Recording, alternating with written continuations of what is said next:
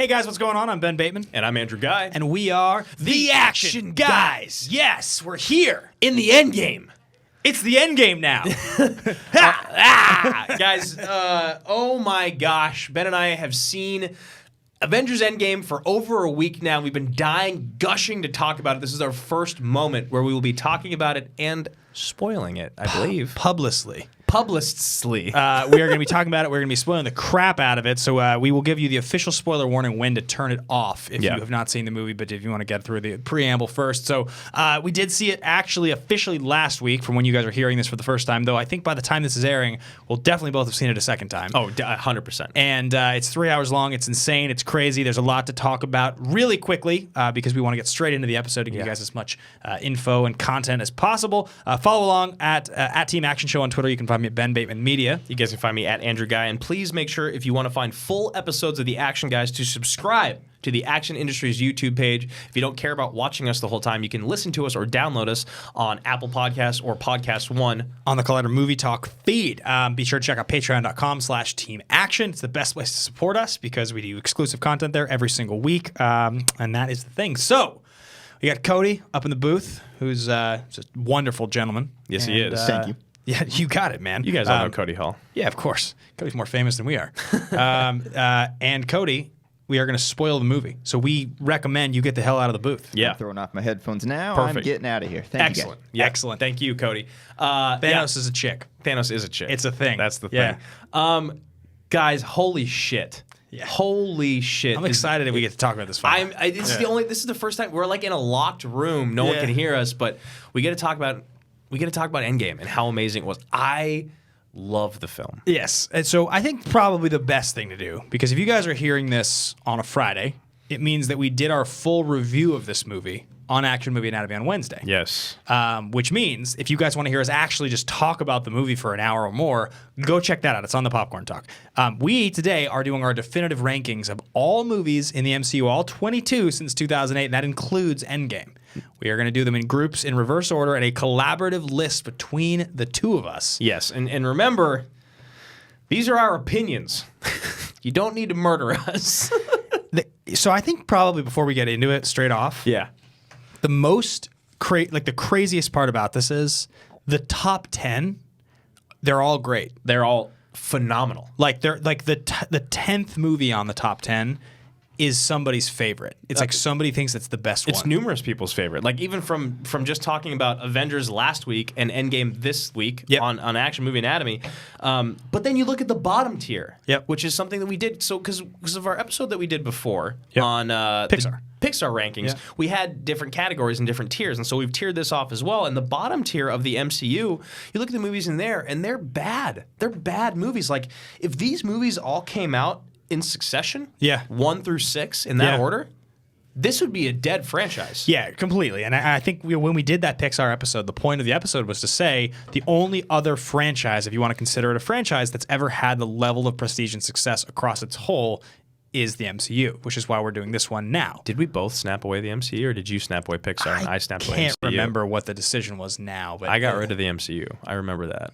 I kept the MCU. Yeah. Because I think I said there's more. What I said was there are more studios doing high-quality animated content now than there used to be, and the MCU is singular. And I just said I couldn't live without Toy Story. So we are going to go count backwards. There are 3 groups. There's the bottom feeders, though, I mean, some of these movies are actually kind of decent still. They all have sweet parts is the thing.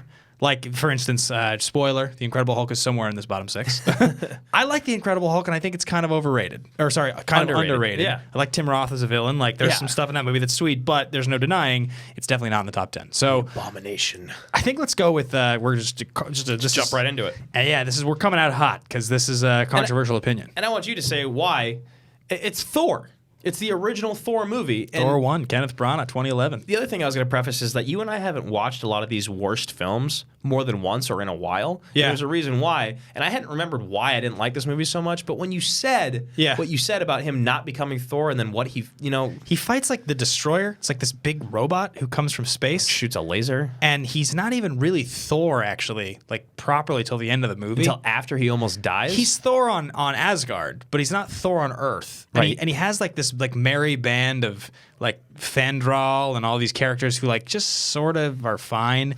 You have the worst, probably the worst love interest in the MCU because she's part of like an old era where like she's just a basically irrelevant character. Kat Dennings, her like assistant, just sort of sucks. Oh, I forgot. The best part is why can't I remember his name? Heimdall? Double S's. Still on Starscream. Yeah. Double S's. Thor just kind of sucks. It's Kenneth Branagh. They obviously wanted him to do it for the Shakespearean element. They wanted there to be this like feeling to it, and Hopkins is sweet too. But that's the worst part of it, and that's what you realize later on when you get to like Ragnarok, when Thor stops talking like a god, a Shakespearean god, and he starts talking like a bro. Yeah, it's so much more relatable, and it's so much better. And maybe you had to do the first to get to the second, but whatever it is, I just think Thor is the worst. Now, the second worst. Speaking of the second, it's the second film in the Thor franchise. Thor: The Dark World. The Dark World. This movie's referenced often as the worst. I remember nothing about this movie. Is Loki the bad guy? No. Who's the bad guy? The ice. It's the ice things from the first one? No. Or from Avengers? Dark Elves. Dark Elves. They're the bad Okay. guys. What was the movie we just watched that's basically the same movie? Avengers. No. Hellboy to the Golden Army. Oh! They also fight Dark Elves. Yes. That must be why. I was like, why am I so confused? I remember nothing about this movie. I watched it once and I hated it. The stuff that's memorable about this movie is like nothing. I don't. The thing that's memorable about Thor: The Dark World, if I recall, is like Is Loki in that movie? Yeah, they He like is? team up. Yeah. And he like fakes his death, I think. Right. I think he fakes his death because then when he shows back up in Ragnarok. But it's not as sweet as when he fakes his death in Ragnarok. Yes. He's like, we need a doctor. That one. So good. Ragnarok's so good. Thor: The Dark World sort of sucks. And it's harsh on the Thor movies, but spoiler, Ragnarok's a lot higher. Yeah, exactly. Number 3 is Iron Man 2, or I guess number 20. Number 20. 20, yeah. I gotta start writing this down. Is Iron Man 2. The promise was so high. Iron Man 1 was so good. Mickey Rourke was on top of the world. I don't mind Justin Hammer. I actually really, really like Sam Rockwell as an actor. But the movie itself, it's the third Iron Man, or it's the third MCU movie. It's the second Iron Man movie. It's the first sequel, and it's the third act. Maybe is what you were going to say. That really suffers. I mean, the beginning. There's some interesting ideas. They borrow from the famous Iron Man storyline, "Demon in a Bottle," which is Tony Stark as an alcoholic, and it's like operating a suit and being a super person with booze in your bloodstream is not a good thing, and they really kind of lean into that. This is the Mickey Rourke after the wrestler, big budget role. But the problem with this movie is that where a lot of MCU movies early on suffer from the problem of the villain basically just being a copy of the hero, the bad version of the hero, right? Like that's what Jeff Bridges is in Iron Man. Like Tony. It happens. A lot of the early ones have kind of that. This one is just like, so Sam Rockwell just controls a bunch of like robotic drones that are not as good that they just kill. Yeah. And that's how the movie and like ends. Him and Terrence Howard just kill all of them. And Whiplash just isn't actually a threat. He's they just don't really use him. He's sweet like at the racetrack, Monaco Grand Prix. If that was what we got, yeah, and then Whiplash just kept getting more powerful, that's a movie I want to watch. But watching Whiplash learn how to program drones for Sam Rockwell was really dumb. And Black Widow is sweet because it's the first appearance of Black Widow. She's great. She's good in this. But the movie is very underwhelming and just doesn't feel even at all. Yeah, she's stunning in this. Yeah. I actually just watched the first half of it the other day. Yeah, with the hair. She's got the curly hair. Yeah. She's great. Beautiful. The fourth movie on the list, number 19, The Incredible Hulk. I want you to take this one because I actually was going to maybe put it a little lower, but then you actually reminded me of the great parts of this movie. This movie's kind of good. It's kind of bad. Norton's not bad. He just wanted more time as Bruce Banner, less time as Hulk. So he wanted more of his face on screen. Yeah, it's an interesting concept. There's some kind of weird comedy in this movie. Tim Roth as Abomination is really cool. He's a cool villain. Is it William Hurt too? Is the dad? Or yes. John? No, William Hurt. Yeah. John Hurt's in fucking Hellboy too, or in Hellboy. Yeah. William Hurt is Thunderbolt Ross. He's Betty Ross's dad. Liv Tyler's in this movie.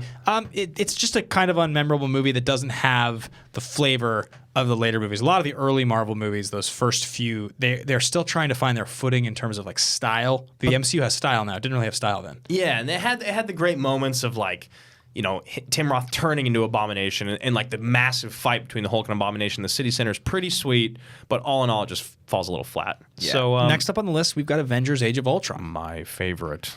Nice, Spader. That was closer. Nice, Spader. I need to just listen to it. He's sweet. I need to listen to the trailer. I could do such a good impersonation, but I haven't listened to it in like a long time. The trailer was great. The trailer was awesome. I remember how hyped people were for this movie. I think the issue with this movie, said this on AMA today, is that I think Joss Whedon was given the reins to make a slightly darker movie than he made. And though he leans In into the first Avengers? Yeah. He leans into the darkness a little more with the Age of Ultron movie, but it just doesn't doesn't land quite. It's like he's the wrong director for the voice they wanted, and the Russo brothers are the right directors, which is why Infinity War is so good. He doesn't quite get it, and the character relationship between Scarlet Witch and Quicksilver is kind of bad. Yeah, and like I actually think Spader does a good job. Yeah, Spader's I think he's a sweet. great villain, and this is really this is when Spader's killing it. This is when he's on top of the world. Didn't he just win For the Blacklist or something. he just got the Blacklist. Maybe. And maybe won the Emmy recently. Yeah, but anyway, so Spader's killing it. He's on top of the world. You get a lot of the Avengers doing Avengery things again, like working as a team, which is fun. But you also kind of have like the silliness of them running through the forest and all jumping at the same time. I hated like that moment, the yeah. 360 shot again in the forest, which they already did in New York, and like it's just not that great. It's just like all I think of when I think about that movie is like all of them like fighting robots and Scarlet Witch being like pew pew pew, Right. and Hawkeye being like pew pew, and I'm just like, you're dead. Oh, you mean Black Widow? Yeah, what did I say? Scarlet Witch. Oh yeah, Black Widow and completely. Hawkeye just like, you guys don't belong here. This is like, you didn't do a good enough job convincing me that there's a reason you're all together fighting robots. And you would be dead. Yeah. And then like also the whole thing with Quicksilver and him dying and the Brotherhood and the whole it's just there's not enough care paid to it. I don't remember it very well. Yeah. And I watched it last year. So last on the list in the bottom tier here, these are the only ones that we're considering as kind of, subpar movies. Though I like this movie more than most. Iron Man 3. It's because of Ben Kingsley. Because of Ben Kingsley is Trevor. He plays a fake version of the Mandarin. He falls asleep. I feel like he farts to wake himself up or something like that. But he wakes up and he's still got the beer. He's great. Is that directed by Favreau too? No, it's Shane Black. Changed. Oh, that's why. And it's a Shane Black movie, and it totally feels like a Shane Black movie. Yes, it does. I think it's one of the reasons people don't like this movie is that it feels like a Shane Black movie. It doesn't really, again, it just doesn't feel like a movie that's like... I love Shane Black. I don't think he should direct Marvel movies. Yeah. This movie's kind of silly, and then a lot of people hate the Super Pepper stuff. It's fine. Yeah, in like... We can talk about it. Yeah, we can talk about it. And like Super Pepper returns in Endgame, Endgame, and she's not awesome. She's better, I guess, but she's Super Pepper and in a suit, so I just don't even care. Well, what I thought of was like, so in Iron Man 3, she's Super Pepper because of extremists. She actually has a power. She's like, yeah, they got the stuff. But in Endgame, she's got the suit. But here's what I thought of. Okay, so like, he's Tony. He's designed her a suit. He made her a gift. Yeah. Like, and he's Tony, so of course he's gonna make it like badass and nano. Of course. And I'm like, if Thanos was attacking, Pepper Potts would put the suit on For sure. because like everyone would. She's not gonna not help. She didn't bother me. No, It just She's barely in it. Yeah, exactly. But this bothered me. Iron Man 3 bothered me. yeah, the Super Pepper stuff. I don't want Pepper Potts saving Tony Stark. That's not what I want. Yeah, and I do love the line when Happy is in the hospital bed and Stark goes to visit him, and he's like, "Put on Downton Abbey." He thinks it's elegant. That's a great line. Their relationship is wonderful. That's my single favorite line in that whole movie. I always remember it, and I laughed out loud when I watched it again. and Happy's moments with Tony's family is really great afterwards. really good. I feel like I still can't spoil it. I know. You know what I mean? It's the reason is because we just watched it. We've only seen it once, and I almost just don't want to talk about it until I've seen it twice. But we're gonna have to. So we're gonna keep going. So now we're gonna get into the middle tier, the middle of the road. These are movies that they could have, if they would have came out, they still would have carried the franchise. this is number 16 through 11 before we get into the top 10, and this is probably the most. This will be the most hotly contested of the group. Yeah, for sure. Because some people think some of these movies are great. A lot of people think a lot of these movies are bad, and there's not enough room in the top 10 to get movies in. So the number 16 movie is Ant-Man and the Wasp, which is really good. I Yeah. liked Ant-Man and the Wasp a lot. Yeah, I watched it on a plane. I know I need to watch it again on a bigger screen. But it was fun. It was interesting. Michael Pena's great again. You know, It has some stuff with Larry Fishburne and you like that? I do like that. And the girl that plays Ghost, who I can't think Yeah. of, and just some. I don't really love the whole ghost thing, the whole storyline with the ghost thing. It's pretty bad. Yeah. It's one of the reasons the movie's not that good. Yes. Evangeline Lilly's fine. Again, she's Like Michelle Pfeiffer coming back. I just don't care really. yeah. There's a lot of stuff in this movie that was pretty unmemorable, and that's a little bit of the reason that it's so low. But I laughed a lot. I enjoyed it. I thought it was really good. Yeah. Next on the list, this is probably the most controversial, and I'll just go ahead and say it. Number 15 is Captain Marvel. I still don't like her, and I just saw Endgame yesterday. I still don't like her, and I saw Endgame yesterday, and she stops Thanos. Yeah, she's better in Endgame, like we figured she would be. Yes, she's much better in Endgame. I just don't. It's also because she has like a 50th of the lines. I wonder if watching Captain Marvel again, once it's all said and done in 6 months, if we're gonna both like this movie. I just don't see how. I agree. I just don't think this movie's very good. But it made a ton of money and a lot of people love it, and it's definitely one of the most polarizing movies. It's just on our particular list. I didn't find her to be a particularly compelling or likable lead. And all the moments in Captain Marvel that people told me that were like the moments they loved were the moments I despised. And it's not because they weren't done right or well by the actors. It's the fact that they were so cliche and by the numbers, like going and finding the old teammate and like reuniting and having a great relationship with the daughter and then getting the pep talk from, and you're, you know, like. And fighting the old lady and like. Yeah, the fighting the old lady transformed. Let Guillermo del Toro do that in Hellboy 2. This is a Marvel movie in 2019. There's a lot from Hellboy 2. Yeah, it's just not our favorite. Next on the list is Captain America, the First Avenger, Joe Johnston's film from 2011. This was the last film to come out before Avengers. It's good.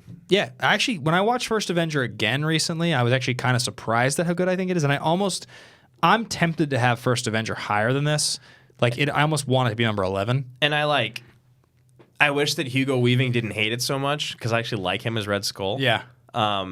But I think why is because it just feels like I'm watching an action movie. Yeah. It doesn't feel like a superhero movie yet because they don't do what they do in Winter Soldier with Cap, and I want him to be a fucking badass. Yeah, he doesn't feel like a badass yet. He just feels pretty cool. Feels like an honorable dude who got steroids. Yeah, or something like that. Yeah, and it's interesting, and it's like you look at that first 6 or 7 movies and they're finding their footing. Even Avengers, they're still finding their footing. Even Avengers, 100%. There's not a tone thing yet where like every movie is like, oh, this has the feeling of like what the MCU's like the gold standard of the MCU. Which is why when you get origin stories later on, even if you and I didn't like Captain Marvel, they executed exactly what they wanted, just like they did with Ant-Man and just like they did with the next one on our list, Doctor Strange. Now, I like Doctor Strange a lot more than you do.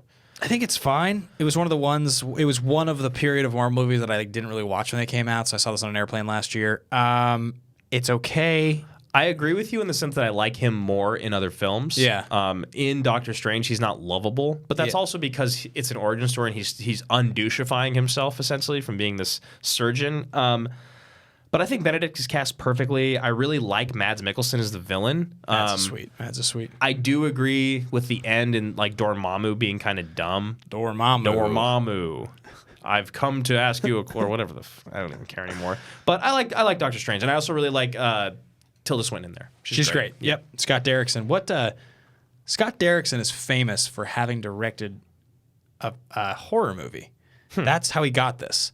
I'm trying to remember what it is. It's not The Conjuring. I was going to say it's got to be like either The Conjuring or Insidious or like, you know. Sinister, maybe? Maybe Sinister. I think because Insidious is like James or Jeremy, right? I think it's Sinister. I can look it up. Yeah, I think it's Sinister, and I think that's how Scott Derrickson got Doctor Strange, which is really interesting because you and I talked about last week on our Ranking the Three Amigos of Cinema episode who we would want to see direct movies. And I was saying I really would love to see... It was Sinister. And The Exorcism of Emily Rose and Deliver Us from Evil and The Day the Earth Stood Still. What I wanted to see was one of them direct a Doctor Strange movie. And I think it was Guillermo, maybe. With like cool practical effects. I would love that. Which is interesting because like they're both kind of like weird horror creature directors, and they kind of tried to do that. Yeah. So yeah, that is very interesting. Next up on the list, we have number 12, and that is Guardians of the Galaxy 2.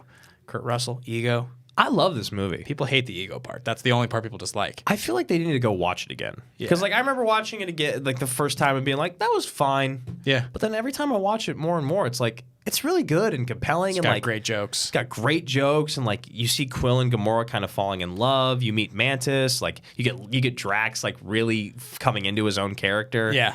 I love Guardians too. I only saw it the one time in theaters. I remember. Oh, and the stuff with Michael Rooker and all that. Yeah, right. Exactly. Great. Mary Poppins and all that. Yeah, I remember liking this movie. Honestly, if I watched every single one of these again, maybe the order would change. But it's hard. There's 22 movies, guys. Yeah, it's like a couple days of your life. So next up on the list, the 11th film, the last film in the middle tier, is Ant-Man 1. I like this movie. I do too. Even though Corey Stoll is like kind of whatever as a villain, he's not terrible. Who's directed this movie? Peyton Reed. Is that who directed this movie? Sure. Brad Peyton? No, it's Peyton Reed. Yeah. Who also directed Bring It On, maybe? Great crossover. Way off, maybe. Ant-Man is funny. It's really good. Yeah, you see Paul Rudd coming into the MCU. He's kind of like the first everyman, it feels like, as a superhero. Yeah, he got all shredded for that one shot when he's changing. Yeah, which you would do if you were in a movie, a Marvel movie. Yes, but it's it's good. It's good enough. It's funny. I like Evangeline Lilly more in this movie than in Ant-Man and the Wasp. I find Ant-Man and the Wasp and Guardians of the Galaxy 2, a lot of the sequels to be kind of unmemorable. Yeah.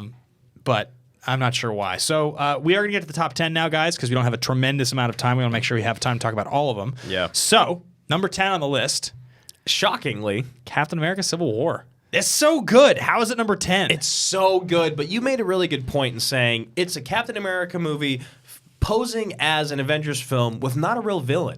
And Yeah. when you said that, the villain's Zemo, which that whole part of the story is just kind of like, because like the other villain is Bucky, but he's Right. not the villain. Bucky's like a hero, and then it's like about a clash between your two heroes, and then you have the big airport fight, but that's you're all the good guys. and also the airport fight is just a less like evolved version of what you get in the later movies, which is like actual all the Avengers together. It's Fighting. like a preview of Infinity War or something like that. Yeah. And so It was. What? It was. Yeah, and it has awesome stuff, like the Civil War fight between Cap and Iron Man and Bucky in the bunker, and like So sweet. the stuff at the beginning where like he's chasing Bucky. Like the Russo brothers made their mark with this movie. Yeah. So he's like, what does he say?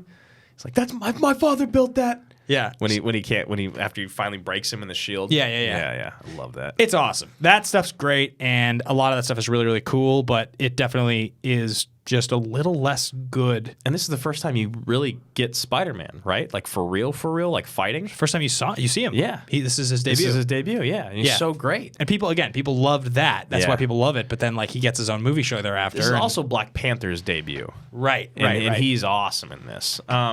But again, it's just kind of like a little like a toe in the water for everything that's to come. It could be higher. It could be higher. They all could be higher. Number Yeah. 9, we just covered it on Action Movie Anatomy. It's Avengers 1.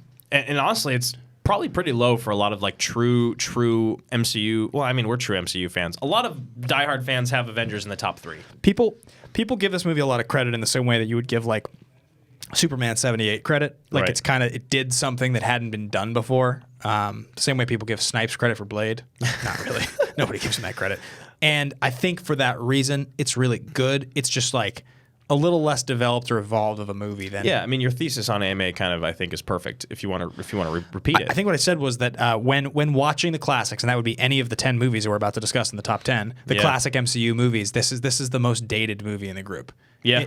Far more so than Iron Man, which is like older, 4 years older, but this feels kind of dated. When Something you with the watch costumes and the way that the superheroes interact with one another, and even the acting, everything. Even the coloring of the movie itself is just like, it seems like lighter and brighter and more fun and young. it. Yeah, it's brighter. Maybe they're supposed to be optimistic. So number 8, this is another one that is hard to rank for a lot of people because a lot of people think this movie is like top 2 or 3. For Ben and I, it's not quite as intense as Captain Marvel for us, but Black Panther is number 8 on our list. And here's the thing. I just don't care to go back and watch it again. Yeah. I just don't. I saw half of it on cable or somewhere recently. I saw it the one time in theaters in February of 2012 or 2018. I liked it. Michael B is a great villain. Killmonger's awesome. I think Andy Serkis is like a hidden gem in this. He's great. so great. Yeah, a lot of the supporting cast is awesome. Like the whole group of like legendary actors that Coogler puts together. The music is super cool. Yeah, the feel, the sex appeal. Like this movie's sexy. And it's fun. It has like really badass stuff at the end too in the fight. And like what it does for black culture, Yeah. I think is amazing. There hasn't been films like that in so long. The same way for me, like Crazy Rich Asians was the last time an all Asian cast was the Joy Luck Club. I think the Black Panther did a lot of great things. I think it's a good enough movie, but it just didn't do it for me like the way that the rest of these movies do. Yeah, Panther is like could be a slot higher, could be a slot lower, but for me it firmly lands right there in like the back half of the top 10. And it's still in the top 10. Yeah. Number 7, Spider-Man: Homecoming, a movie that on rewatch is even better than you remember. Yes. It's everything about it. The humor is so on point. It's got one of the most underrated best villains in the MCU, and Keaton. Yeah, Vulture is truly maybe top 3. He's really, really good. Thanos, Vulture, and maybe Loki, I guess. Yeah, those are, I think, the best ones. I like Hela a lot, too. Yeah, I like Hela. Yeah, I absolutely adore Keaton in this movie. I just love his relationship to like MJ and Liz. Ned is such a good character. I love this the switch that when you finally realize that Keaton is actually her dad. Yeah, and then you're like, so oh my good. God, yeah, like all the stuff, the scene in the car, and also just Tom Holland's amazing. Yeah, the stuff with Happy. Marissa Tomei. Yeah, the relationship between Happy and Peter is so funny. Yeah, it's so funny. The humor in this movie is really, really good. I'm very excited for Far From Home. I think. Yeah, me too. Yeah, I just love Homecoming. Next up on the list, we have another movie that's usually in the top 3 is Ragnarok, Thor Ragnarok. I almost feel like the top 6 is like the top tier. Yeah, I do too. I almost feel like it separates again because it does. Because every single one of these movies in the top 6 is usually, honestly, other than the one right in front of this, are always in the top 3 for everyone. So Thor Ragnarok is a lot of people's favorite movie now. Yeah. Thor Ragnarok's great. This is the pivot that they decided to do that you see fully embodied in the full body of Thor in Endgame. Is like overweight Thor starts with like humorous Thor, which like culminates in like Viking fighting Hulk Thor. We get Tessa Thompson for the first time. Valkyrie's great. You get Goldblum in there. You get like Taika. Goldblum's surprise cameo in this was just the greatest. Where was Goldblum? What? In Endgame? Oh no, in Ragnarok. In Ragnarok, oh, yeah, God, yeah, for a second there I was out of it. He's so good. The movie's so funny. Yeah, and then Taika Waititi as Kronk or whatever his name is, the Rock dude, is so good. All the like relationship interaction stuff between Thor and Hulk is really funny. Even the stuff in New York at the beginning with Doctor Strange is great, where like Loki and Thor go. Hela is a badass villain. I love Hela. I love Blanchett as a villain in this. She's so good. The fact that she the fact that she almost kills them both and then destroys his hammer to start the movie again, you're like, that's what I love is they set the tone so well in these later films, just like we talked about in Infinity War. They set the tone so quickly. So that is our number 6. Now getting into the top 5, going back to right where it began, 2008's Iron Man. 2008's Iron Man. Before we fully break it down, I just want to remind everybody here, leave your thoughts and comments below on your top 5. Let us know your top 22 if you want to do a definitive ranking. We have a whole series of these definitive rankings. We've now done one on Pixar, DCEU, Batman movies, Spider-Man movies. Go find those, check them out. You can subscribe, like, all the things. So we are going to get into the top 5, and that is Iron Man. The first one, the one that started it all. Robert Downey Jr. in May of 2008 was down and out. He was rebuilding his career. Later in the year, he had Tropic Thunder come out. He gets nominated for an Oscar that year. I mean, and then Sherlock and Sherlock 2 come. All these amazing things happen afterwards, but this is... They get the writing and the tone for him as a character so correct in this movie. Perfect. And the crazy thing about it is, like, because Iron Man was a tier 2 character, even though he's the one that puts the Avengers together, that's how it works in the comics, he always was a tier 2 character behind most of the other Avengers, and it's the perfect casting. Favreau had to fight for him. That stuff at the very beginning when he's in the car, it'd be all it's gonna be, right? Good. Good God, you're a woman. Like, he just has so many funny lines. His comic timing as Tony Stark in the entirety of the franchise is it's literally the best thing I think about all the movies. But Iron Man's just so good, and you talk about like the villain being a worse version of the hero. It works because it's the first one. Yeah, it's the very first film, and the way that it's done, and the way that he says, Tony Stark built this in a cave. Love that. With scraps. Yeah. Number 4. And this is always tough because it just came out. We just watched it yesterday. It's Endgame. Avengers. I don't know how to rank this movie yet. There's so many things I can't even remember what happened because so much was going on. It feels like the movie is bloated when I compare it to the top movie on this list. It feels a little overly long. It accomplishes a lot. Like, it does a million things, and it has some huge, heartwarming, gigantic moments.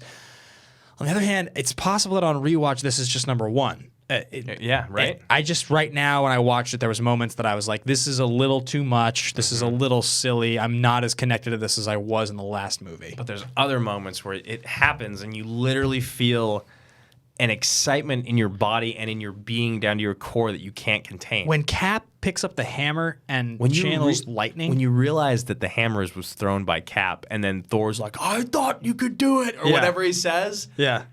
It is the craziest shit I've ever seen in any Marvel movie. I almost jumped through the movie screen. It was so exciting. Everyone was screaming in the theater. Yeah, it was. I mean, there was that moment, like Captain Marvel showing up and like kicking Thanos' ass was awesome. Thanos getting beheaded in the first 10 minutes. The whole theater's like, what the fuck? Yeah. It just went silent. No one knew what to expect. I mean, Fat Thor and Gamma Banner were both so good for comedy. God.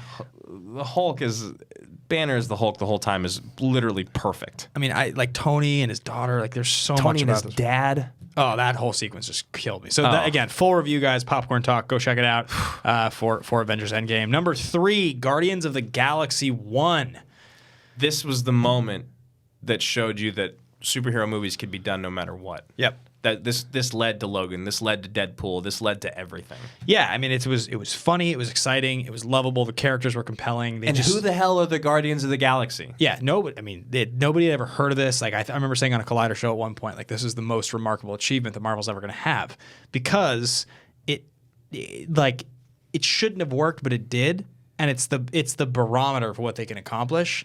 I think most of the later half of the MCU, the later phases, wouldn't have worked if this movie hadn't worked. Yeah, and like the fact that not only was it something unheard of and something that was good enough, it's also like most people's favorite movie. Yeah. And it's just so great. You love these characters so much. I've known who Iron Man and Captain America and all these people are for so long. I don't know who anyone is in the Guardians, and I love them all so much. They're all stars, and it's just I mean, it's such a star-studded cast, but you don't even know it because Groot's Vin Diesel's a tree, and Bradley Cooper's a freaking raccoon, and Chris Pratt was like, this was like his breakout role. He like lost all that weight and got super in shape, and like secretly.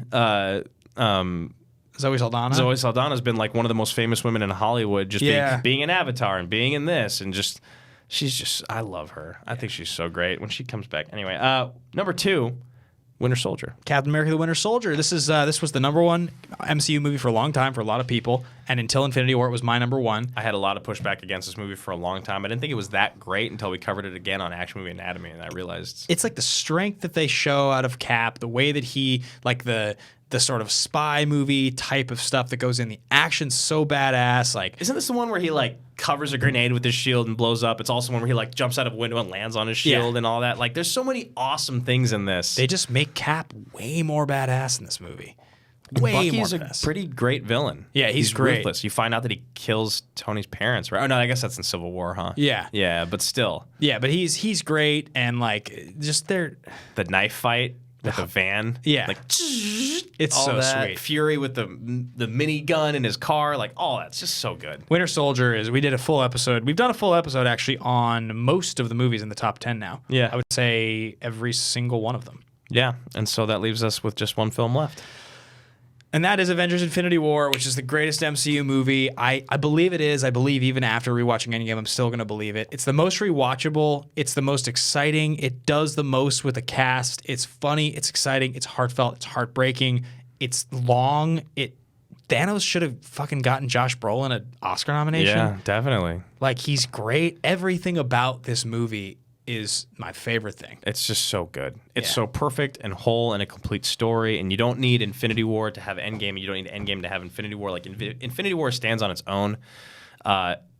Everything about this movie, from every person's performance to the story arc to the fact of how compelling it is to the fact that the bad guy wins in a superhero movie. That never happens. It's insane. And honestly, guys, if you really want to hear us nerd out about this, not only is there a full episode of Action Movie Anatomy from last year when it came out, but last week on the Action Guys here on Collider, we did a full episode counting down each of our top 10 moments from this movie. Yes. Because we love it that much. I can't wait to watch Endgame again, and I can't wait in a year to watch Infinity War and then Endgame. Same. Like back to back, like a 6-hour sit down. Yeah. There'll be so many things we probably pick up on. So that's going to wrap us up, guys. That's the definitive ranking of all the movies in the MCU. And I can't imagine we'll do another one of these for a while, because I don't think they're going to do 10 more movies anytime soon. Yeah, I don't know what our next ranking will be. Maybe it'll be the Star Wars films, actually. After that seems like a good episode. Yeah, maybe so. Yeah. Maybe so. We didn't even hardly talk about Endgame. I know, but we did spoil some stuff, so it's good we had the spoiler alert in there. But as Ben said, Action Movie Anatomy on the Popcorn Talk Network. It's Wednesdays at 2 p.m. Go and watch the episode on Endgame if you want to see us geek out. We're going to be geeking out like crazy. I'm just going to drop an idea right now, and I think you're going to agree with me. To bookend this, to replace the episode we were going to do, top 10 moments in Endgame. I We would should love just to do that episode. I thought about that when we were like doing the prep. Okay, so there it is, guys. Last week, top Infinity War moments. This week, ranking the MCU definitively. Next week, top 10 Infinity War moments. Feels Or like Endgame moments. Endgame moments feels like what we should do. So Yeah. thanks for listening. Thanks for watching, guys. Like, subscribe, comment. Check out the Collider Podcast Network, Movie Talk feeds where you can find our show. You can find me at Ben Bateman Media. You can find the show at Team Action Show. You guys can find me at Andrew Guy. You can find full episodes on video on the Action Industries YouTube page. Make sure to click subscribe. Thanks so much. Thanks, guys. We'll see you soon. Bye.